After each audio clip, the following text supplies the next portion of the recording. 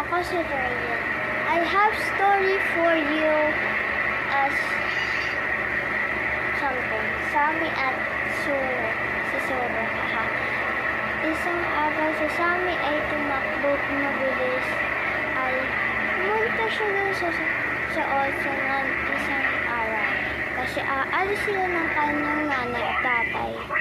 Pumunta na siya doon mabilis. Wala nakita naman na kasi. Lahat yun ay tawag siya ng kanyang mga gulang yun. But ang rolo sa kanya ay hindi niyo pa malawag to. Iba tong kwento yung years ng 2020. But hindi ko sasabihin. So guys, paano po siya po nakakanta. Mamaya, kikita ko sa inyo ang 99 days in the forest. Hindi mabuti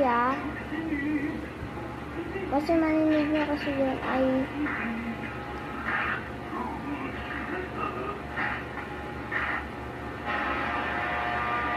wait lang, sandali.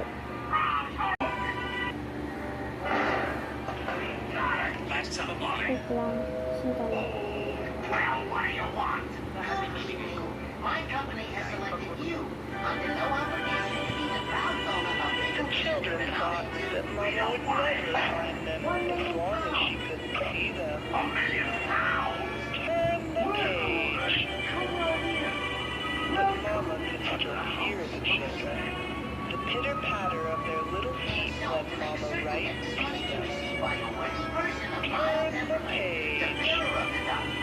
Then Mama found the children, every last one, and put them right back together. In short, whenever you blow your top, you blow some dough. Get it?